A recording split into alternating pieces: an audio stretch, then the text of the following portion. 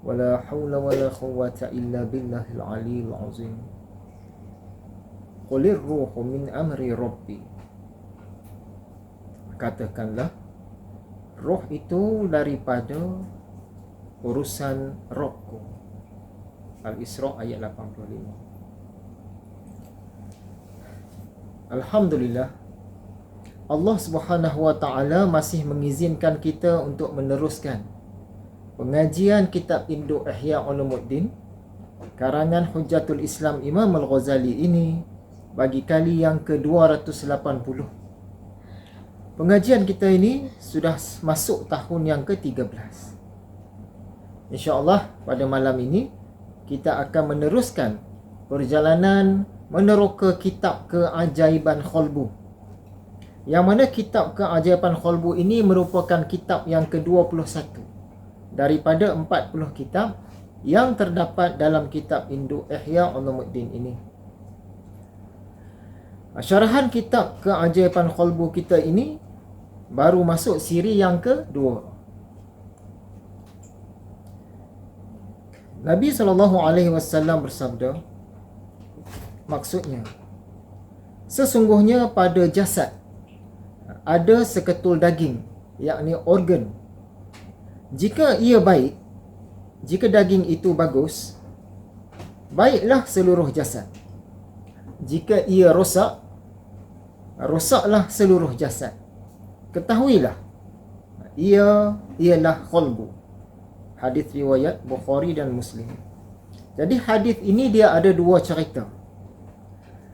Yang pertama cerita yang zahir dan yang kedua cerita yang batin. Cerita zahir ini, qalbu yang dimaksudkan itu ialah daging jantung, iaitu qalbu yang jasmani, yang bersifat jasadi. Qalbu jasmani ini merupakan wilayah para tabib ataupun doktor-doktor, wilayah tabib-tabib zahir. Yang kedua cerita batin. Cerita batin ini tentang qalbu juga, tetapi qalbu yang rohani, atau dalam bahasa Melayu kita disebut sebagai hati.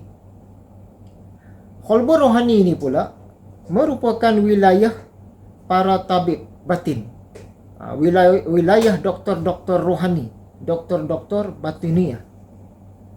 Siapakah mereka? Iaitu ahli-ahli dalam Tunku Al-Ihsan atau tasawuf sufi tariqah. Qalbu yang batin inilah yang nak dibincangkan dalam pengajian kita ini. Sebagaimana yang kita maklum berdasarkan pelajaran-pelajaran sebelum ini, qalbu yang batin inilah yang merupakan diri kita yang sebenar. Sabda Nabi, hadis riwayat Imam Muslim, sesungguhnya Allah tidak memandang, artinya Allah tidak menilai berdasarkan rupa kamu dan harta kamu, tetapi Allah memandang, yakni Allah menilai berdasarkan qalbu kamu dan amal kamu. Allah nilai itu hati kita, yakni diri kita yang sebenar dan amal-amal yang datang daripada hati itu. Jadi qalbu yang dimaksudkan dalam hadis ini ialah jantung. Jantung yang mana ni?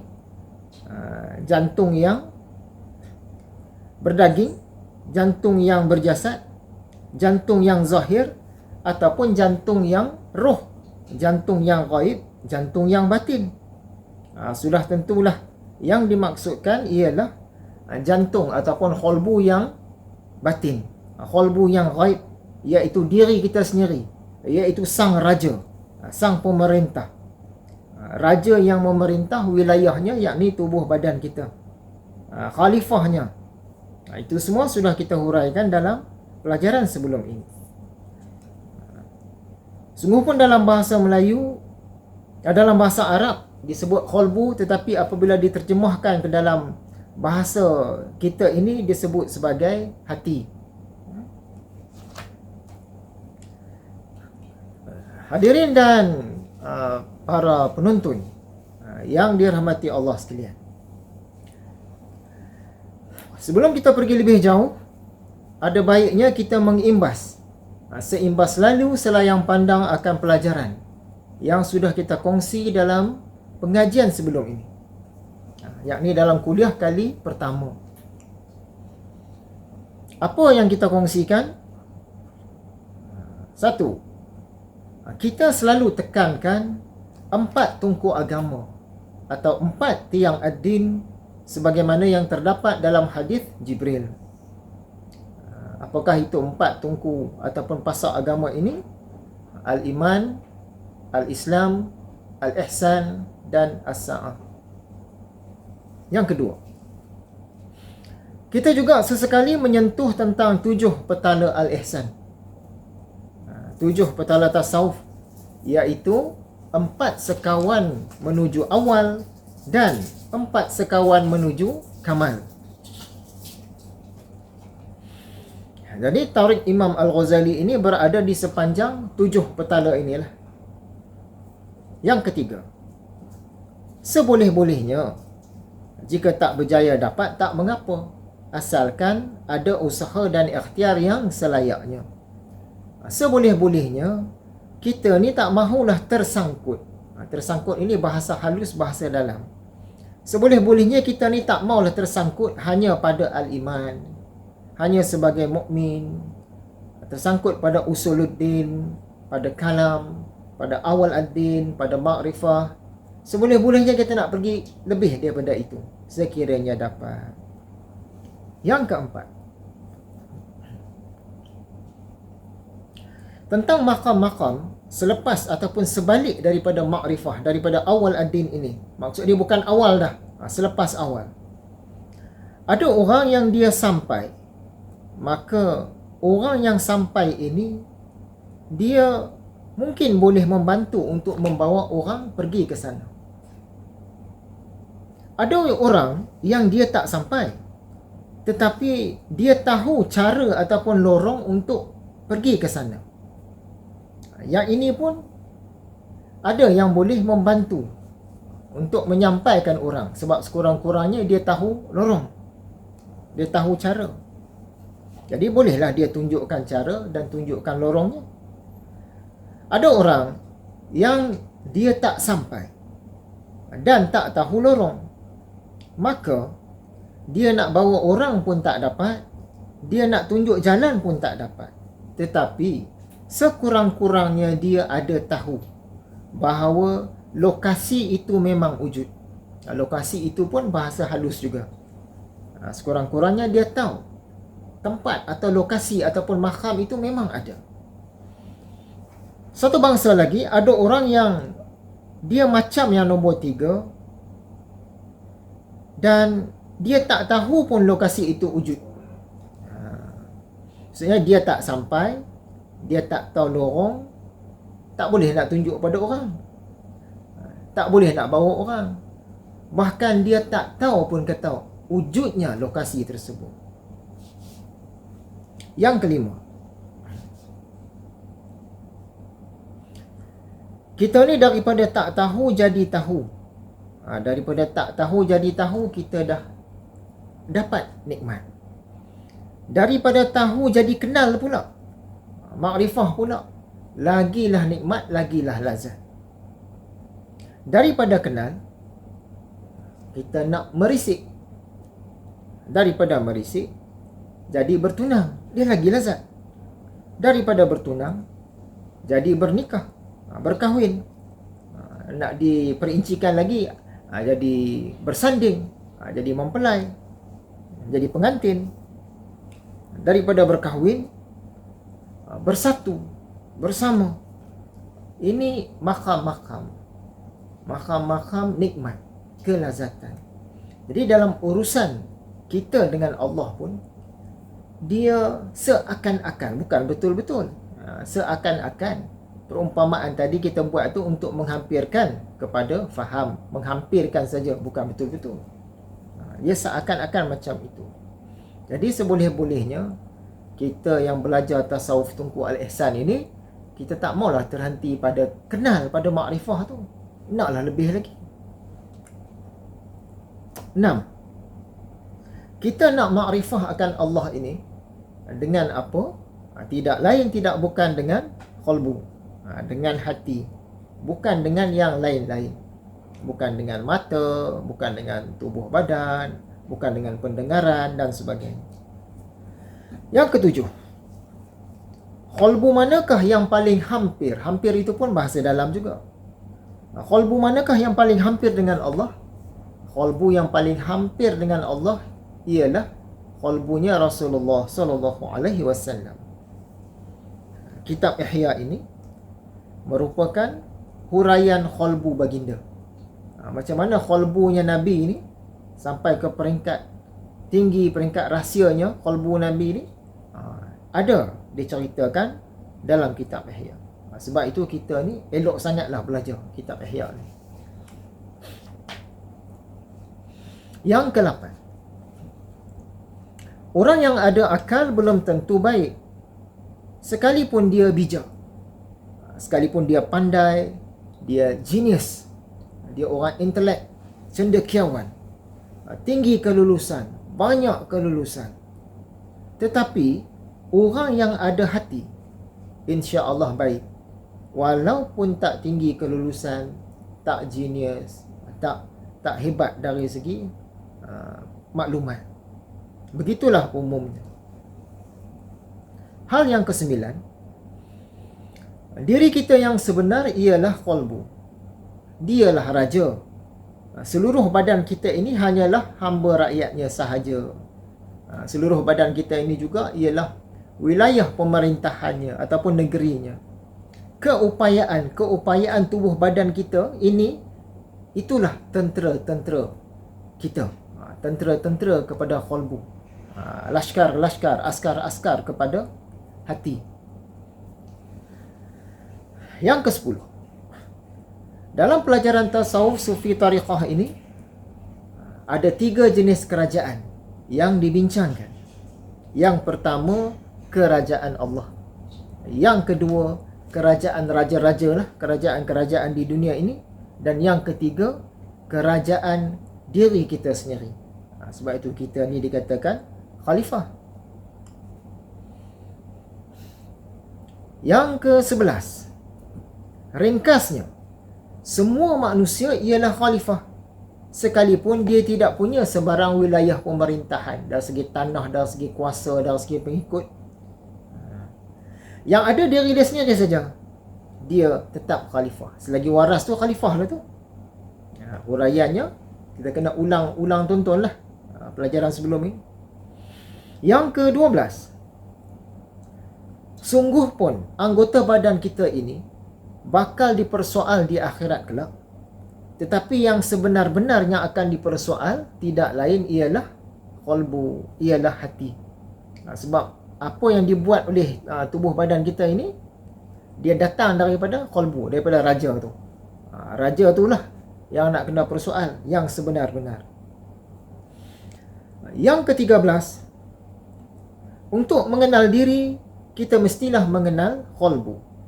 Kerana qalbu itulah hakikat diri kita yang sebenar. 14, untuk mengenal Allah, yakni ma'rifatullah, ma'rifah akan Allah, kita kenalah mengenal diri. Itu jalan dia. Kena kenal diri, insya-Allah dapatlah mengenal Allah. Kenal diri yang mana? Kenal diri kita yang sebenarlah, yakni qalbu kita ataupun hati kita.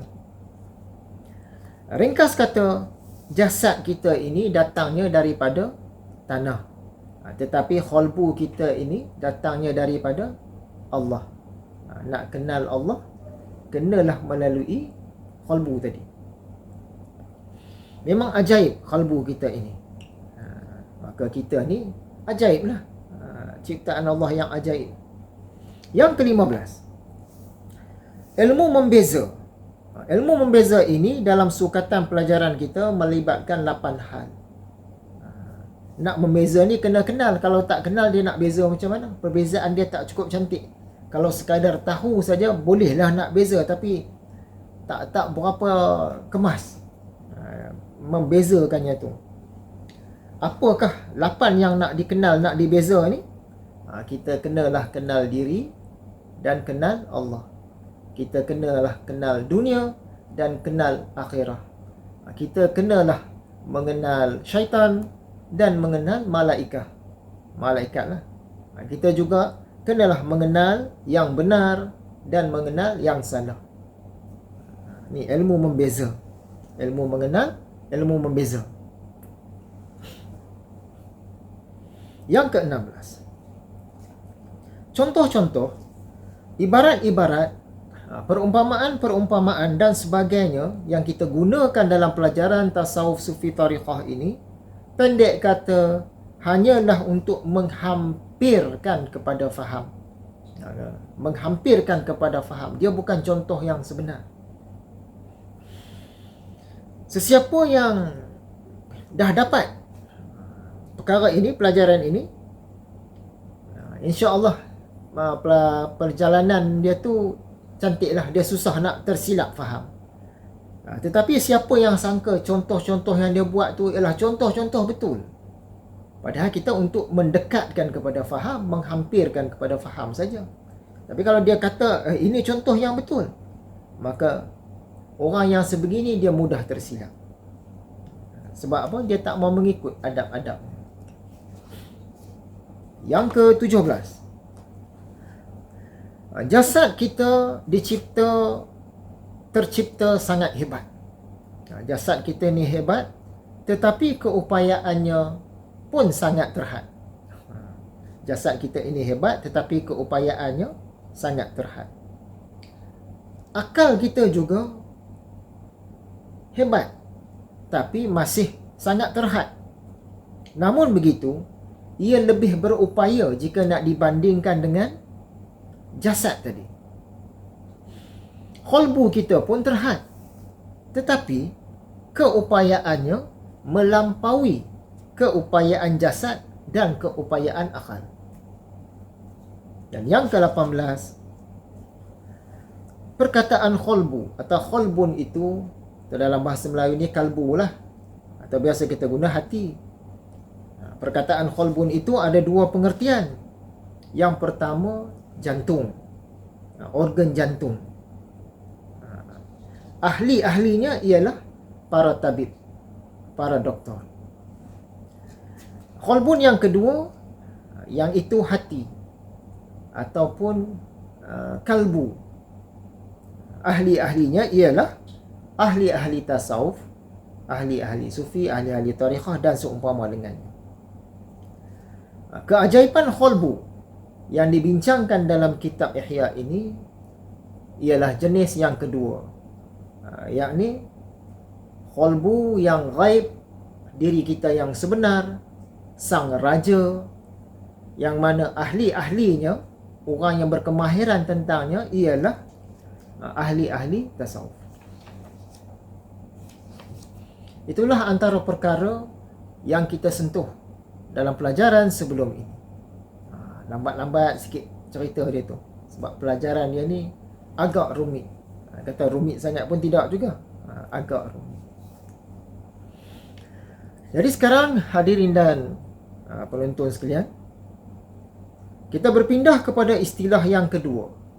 Istilah yang kedua ini ialah roh, ar-ruh.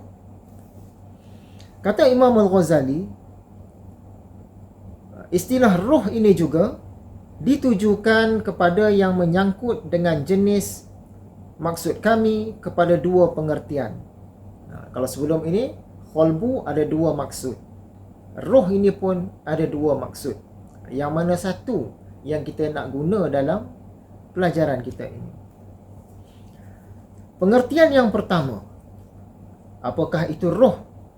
Roh itu ialah tubuh halus, jisim latif. Sumbernya, sumber roh itu daripada lubang qalbu. Maksud dia rongga jantung, ruang, lubang dalam jantung tu. Situ sumber dia, rongga jantung. Sumbernya ialah lubang qalbu yang bertubuh, yang berjisim. Sumber dia kat situ. Lalu ia bertebaran melalui perantaraan urat-urat yang memanjang ke serata bahagian tubuh yang lain. asal dia pada jantung, organ jantung. Dari situ dia memancar ke seluruh tubuh badan kita melalui saraf-saraf. Jadi dalam bahasa kita, yang ini untuk mudahkan bicara kita sebut sebagai nyawa, atau kita sebut sebagai hayat, atau kita sebut sebagai kehidupan, pun boleh juga. Disebabkan roh nyawa ini, yang daripada jantung tadi tu kita sebut roh nyawa lah. Disebabkan roh nyawa ini, maka jasad kita ini dapat bergerak, dapat hidup, dapat berfungsi, dapat berperanan. Hasil daripada kerja-kerja jantung, maka terhasillah wab hidup ini. Jantung kita tu hidup, dia menghasilkan, Imam Ghazali sebut sebagai wab. Wab itulah yang menunjukkan kita ini hidup. Jika tak ada roh nyawa ini, jasad pun mati. Roh nyawa ini pada jasad haiwan pun ada. Ia berkait dengan wab, ataupun kita nak kata haba pun boleh lah. Haba atau hawa panas. Sebab itu umumnya orang yang hidup, badan dia berhaba, dia ada hangat dia. Tapi orang yang dah mati, badan dia sejuk, dia ada kedinginan, dingin. Roh nyawa ini, roh kehidupan ini, dia tak ada pengetahuan, dia tak ada ilmu, dia tak ada perasaan, dia tak ada kepercayaan, dia tidak ada sebarang anutan, dia tak ada agama. Mengalirnya dalam tubuh, roh hidup tadi, daripada yang berpunca daripada rongga jantung tadi, dia mengalir ke dalam tubuh, membanjirnya nur hidup, perasaan, penglihatan, pendengaran dan penghidupan daripadanya. Disebabkan hidup dia tu, maka seluruh badan kita ni berfungsi lah. Kepada anggota-anggota itu seumpama membanjirnya cahaya lampu yang berkeliling pada sudut-sudut rumah. Di jantung itu tadi, daging jantung, daging kolbu itu, dia ibarat mentol. Daripada mentol tu keluar cahaya. Wab tadi itu ibarat cahaya mentol. Jika hidup jantung, adalah wab. Jika hidup mentol, adalah cahaya. Jadi roh pengertian yang pertama ni, maksud dia, kita nak sebut kehidupan pun okey, nak sebut nyawa pun okey. Tabib-tabib apabila menyebutkan secara mutlak perkataan roh, maka yang dimaksudkan oleh mereka ialah wab. Ni bahasa halus, wab yang halus, yang dimasakkan, bahasa halus juga, wab yang halus yang dimasakkan oleh kepanasan al-qalbu, oleh panasnya jantung kita yang berhaba tadi. Kalau tabib-tabib Melayu kita sebut sebagai nyawa. Sebelah Arab tu dia sebut roh, kita biasa sebut nyawa. Lalu tidaklah huraiannya menjadi matlamat kami. Yang nyawa, yang kehidupan tadi, kefungsian tadi, yang tu bukanlah perkara yang kita nak kupas panjang dalam pelajaran Al-Ihsan ini. Kerana hal-hal yang berkaitan itu merupakan maksud, merupakan tujuan, merupakan kepakaran bagi tabib-tabib yang mengubat tubuh. Bahasa sekarang doktor-doktor lah. Ini urusan-urusan tabib, urusan-urusan doktor, urusan-urusan perawat. Adapun maksud atau matlamat tabib-tabib agama yang merawat hati sehingga hati itu terbawa ke sisi Tuhan. Perkataan sisi pun bahasa dalam juga. Adapun maksud ataupun matlamat tabib-tabib agama yang merawat hati sehingga hati itu terbawa ke sisi Tuhan semesta alam, tidaklah sekali-kali bersangkutan dengan huraian itu. Jadi bukan nyawa tadi tu yang kita nak cerita. Kita nak cerita yang satu lagi. Pengertian yang kedua, roh itu ialah yang halus daripada manusia, yang ada mengetahui, yang merasa. Tu diri kita yang sebenar lah. Dia, kita boleh kata sama macam qalbu tadi. Sebab roh ini dia bukan berkait dengan nyawa, tapi berkait dengan diri kita yang sebenar. Sang raja, sang pemerintah, sang khalifah. Ini bukan roh nyawa, tetapi roh diri kita yang sebenar. Roh ini dia tak ada rupa, tak ada bentuk, tak boleh dilihat dengan mata. Walau jasad kita sudah mati, sudah keras kaku, sudah hancur lebur, tetapi roh jenis kedua ini dia tetap ada. Dia macam itu lah. Sebab dia ajaib. Dia tak mati. Jantung kita dah stop, roh jenis kedua ni tetap ada. Sebab dia bukan nyawa kan. Jantung kita hancur, roh jenis kedua ini tetap ada. Jantung kita sudah tidak beroperasi, sudah terhenti, sudah gagal berfungsi, roh jenis kedua ini tetap ada. Dan itulah yang kami huraikan tentang salah satu pengertian qalbu. Jadi kalau nak disebut roh jenis kedua ini qalbu pun boleh. Qalbu itu nak disebut roh pun boleh. Ada kesesuaian dia. Dan itulah yang dimaksudkan oleh Allah Ta'ala dengan firman-Nya, kata Imam Ghazali. Imam Ghazali petik ayat yang kita mula-mula baca tadi, Al-Isra ayat 85, Qul. Katakanlah, jawablah, ceritalah. Ar-ruhu min amri Rabbi. Roh itu daripada urusan Rabb aku, urusan Tuhanku.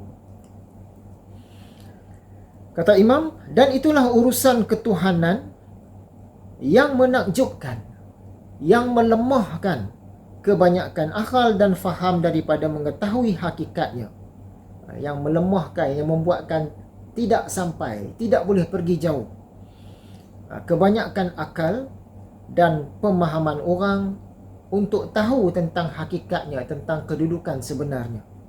Roh yang itu yang kita nak bincangkan dalam pelajaran tasawuf. Roh yang selalu disentuh dalam perbicaraan sesama kita lah, ahli-ahli al-ihsan, pelajar-pelajar al-ihsan, tasawuf, sufi, tariqah, ma'rifah, semua ni ialah roh jenis yang kedua. Roh inilah diri kita yang sebenar.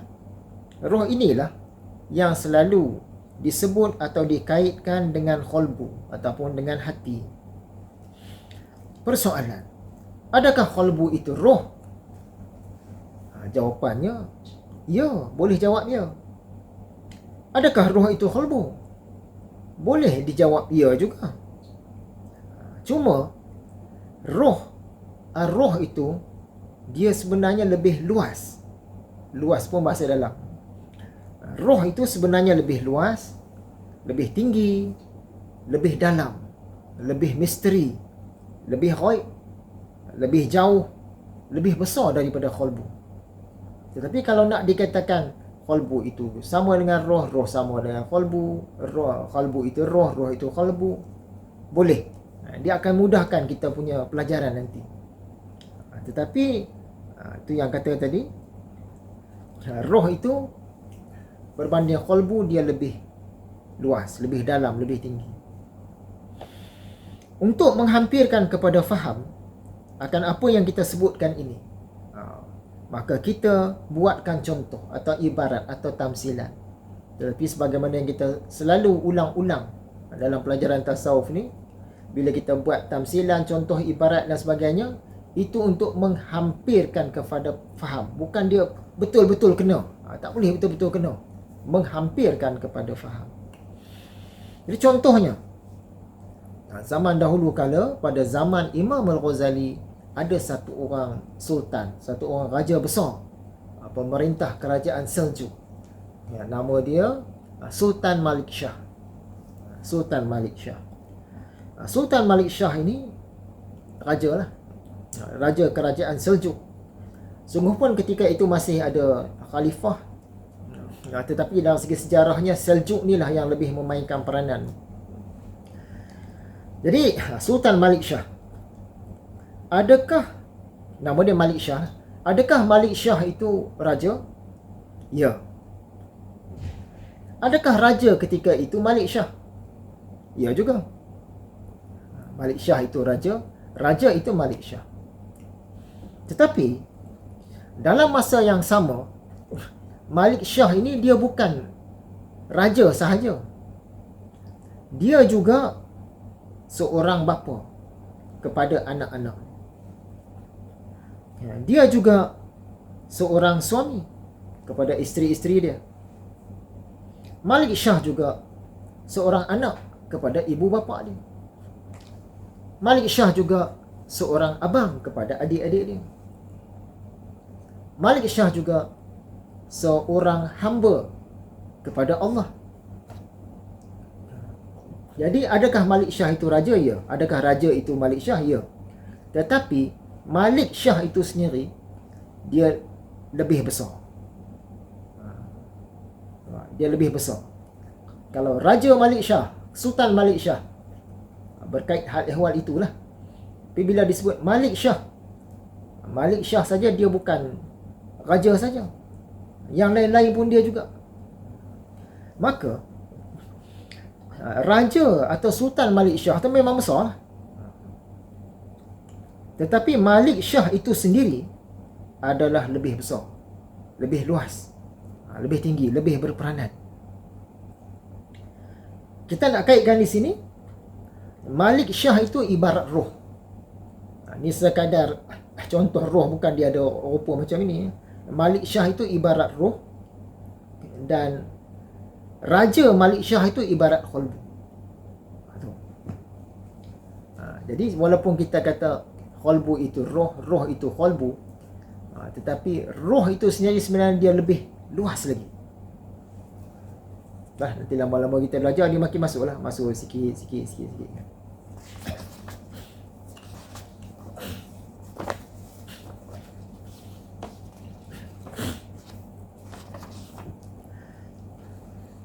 Oleh sebab pelajarannya itu agak berat, walaupun taklah berat sangat, agak berat saja. Kita tidaklah berpanjang-panjang sebab kita nak bagi ruang untuk menghadam. Berfikir, menghadam, baru kita sambung lagi. Jadi, sebagai rumusan, kita bolehlah simpulkan bahawa diri kita ini memang ajaib, malah sangat ajaib. Keajaiban diri kita yang zahir ini, yang jasmani ini, yang itu pun tak habis lagi dikaji oleh pakar-pakar jasmani. Apatah lagi diri kita yang rohani, yang batin. Yang itu lagilah yang pakar-pakar rohani pun kaji sikit saja. Sebab dia berkait dengan roh, dan roh itu adalah urusan Allah. Jadi kita ni kenalah berusaha untuk mengenal diri dan mengenal Allah. Sementara kita masih ada hayat ini, kita berharap agar kita berjayalah menyucikan qalbu kita ini dengan sesuci mungkin sebelum kita dihadapkan kepada Allah, kepada Tuhan punya qalbu itu. Untuk itu teruslah ikuti dan sokong mana-mana pengajian tasawuf yang lurus, yang benar, yang bersanad khususnya, dan pengajian kitab Ihya Ulumuddin ini. Hadirin dan penonton yang dikasihi sekalian, ada pertanyaan-pertanyaan yang kita akan jawab secara ringkas.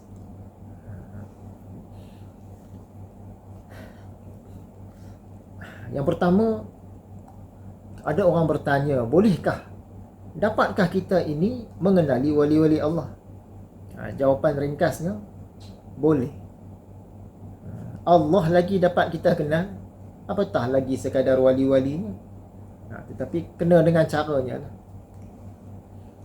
Yang kedua, benarkah kita ini ada nama roh? Kita jawab peringkas saja dulu. Ada. Pentingkah untuk tahu nama roh itu? Biasa sahaja. Ikut pandangan kita, biasa sahaja perkara itu, tidak sampai bertaraf perlu. Tak tahu nama roh pun masih boleh sampai ke makam-makam yang tertinggi, insya-Allah. Tentang nama roh ini, ia sekadar tambahan, sekadar pengkayaan, sekadar sesuatu yang bernilai tambah sahaja. Dia bukannya sesuatu yang mandatory. Contoh macam makan nasi. Makan nasi bagi orang Nusantara ini, yang perlu untuk kita ni kenyang, sihat, bertenaga, nasi, air, mungkin satu lauk, sudah cukup. Yang buah-buahan pembuka ada sekali kat meja. Buah-buahan pembuka,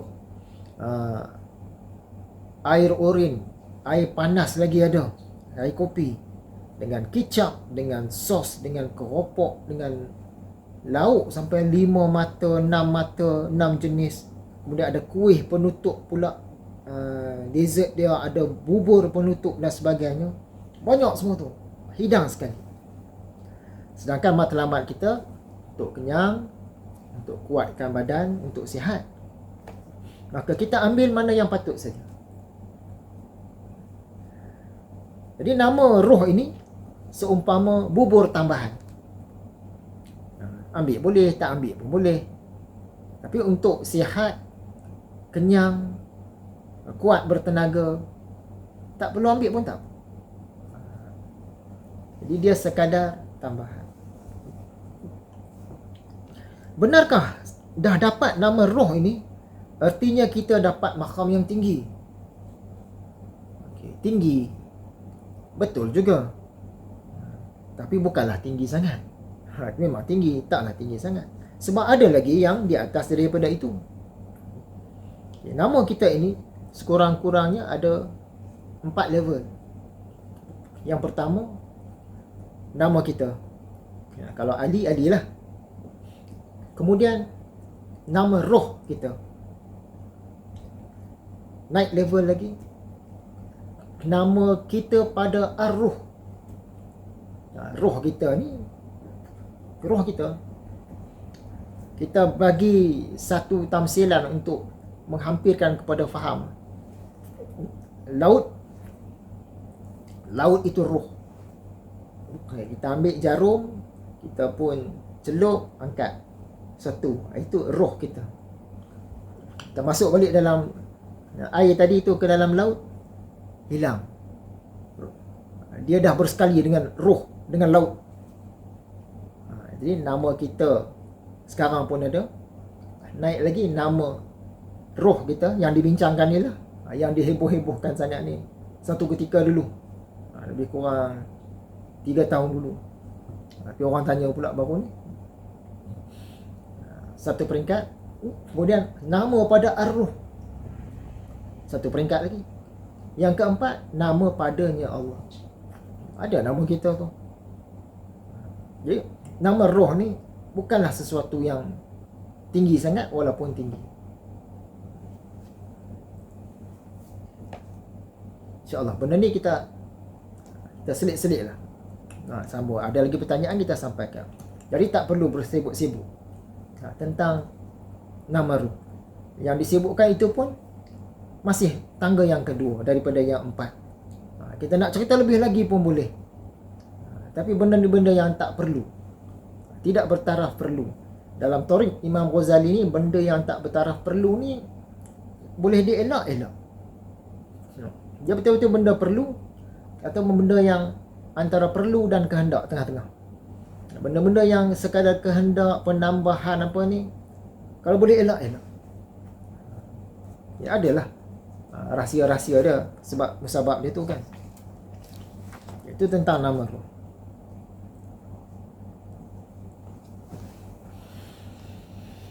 Kemudian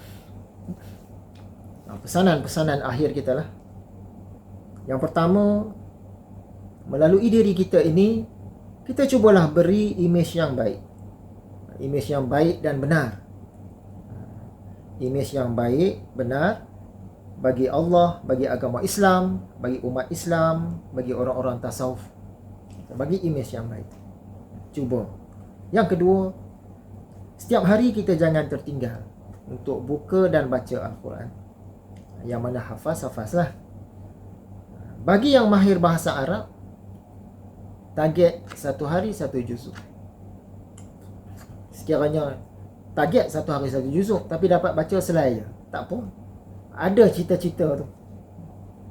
Bagi yang tak mahir bahasa Arab, walaupun dia tahu bahasa Arab, tak mahir, target baca setengah juzuk dan baca terjemahan setengah juzuk juga. Yang ketiga, teruslah istiqamah, berpegang kepada 4 tungku ad-din, 4 tiang agama, 4 pasal agama sebagaimana dalam hadis Jibril. Jangan tinggal atau abaikan walau salah satu. Yang keempat, seboleh-bolehnya kita ini apabila berubah, berhijrah untuk lebih dekat dengan Allah, janganlah kerana berlaku sesuatu baru kita nak berubah. Contoh, dah meningkat usia baru nak berubah, dah kena musibah baru nak berubah, dah dapat sesuatu kebaikan, keuntungan baru nak berubah. Maksud dia dah berlaku sesuatu baru nak berubah. Itu semua sangat bagus. Bukan kata tak bagus. Bagus, malah sangat bagus. Tapi bila kita belajar pelajaran tasawuf ni, seboleh-bolehnya kita nak berubah tu betul-betul kerana Allah. Betul-betul kerana cinta akan Allah. Bukan sebab berlaku sesuatu. Kita rasa malu bila berlaku sesuatu baru berubah. Malunya mesti kerana Allah. Jadi biasanya kalau betul-betul ikut pelajaran tasawuf ni, kita awal sikit daripada orang lain.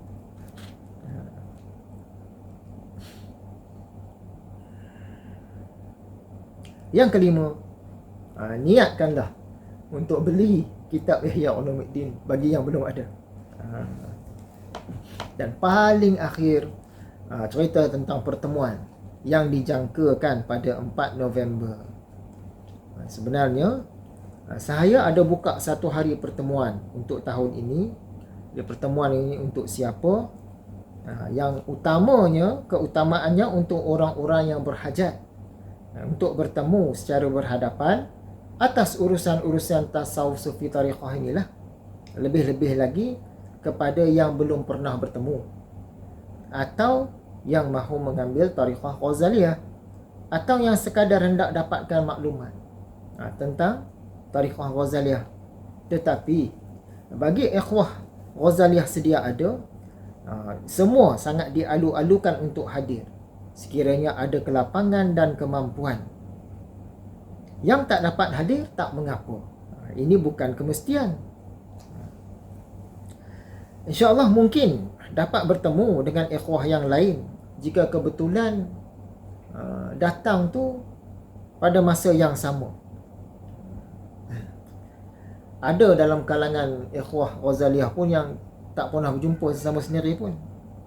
Jadi matlamat utama kita yang kita buka satu hari dalam tahun ini untuk orang-orang yang belum pernah jumpa, yang nak berurusan dengan tentang tasawuf sufi tariqah, khususnya tariqah Ghazaliyah inilah. Yang rawatan dan perubatan memang kita tak buka, sebab kita sudah hentikan sejak April 2022, tahun lepas. Saya sendiri memang tidak amal, sebab tak sempat. Nak beramal tu dia kena istiqamah amal, bukan terus merawat begitu saja kan. Dia adalah adab-adab dia.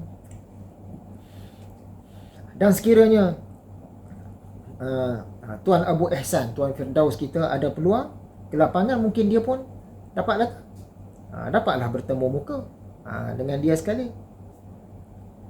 Sebenarnya sejak tahun 2012 memang kita buka pertemuan. Kita sedia terima tetamu atas urusan-urusan akidah tasawuf sufi ini lebih kurang 40 kali setahun. Setiap kali kita buat pengajian utama kitab Ihya. Masa tu seminggu sekali.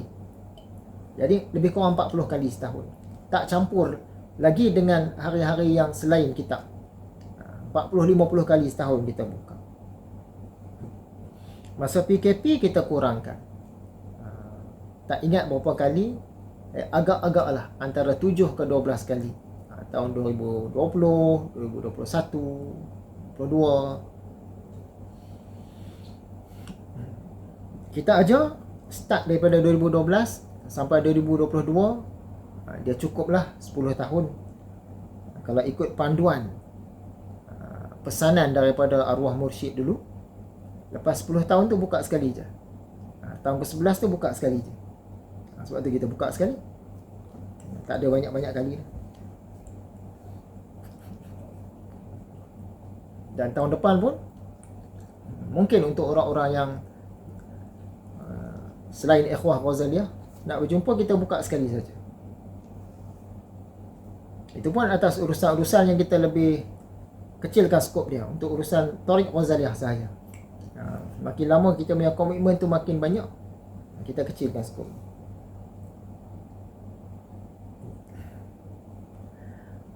Namun bagi pengamal-pengamal sedia ada Tariqah Ghazaliyah, maka bila-bila pun boleh datang. Cuma kita buat temu janji lah. Untuk mereka sepanjang tahun pun terbuka. Ikut ke lapangan masing sama-sama lah, sama-sama lapang jumpa. Jadi setakat ini tarikh yang kita pilih ialah pada Sabtu 4 hari bulan November. Jika waktu pagi pukul 9 sampai 12, nak jumpa di Terong. Petang pukul 5 petang sampailah 12 malam, jumpa mungkin di Taipei. Macam itulah sehari itu. Sekiranya ada aral melintang pada minggu itu, tak boleh buat. Ada urusan, ada kematian ke, ada apa-apalah urusan, insya-Allah nak bagi jadi juga, tunda ke minggu satu lagi. Nak bagi jadi juga. Sebab setahun sekali saja. Lokasi dan masa mungkin berubah. Ikut kita punya pengumuman lah dekat page Facebook Pak Long Abu Zulfikar. Jadi setakat itu sajalah.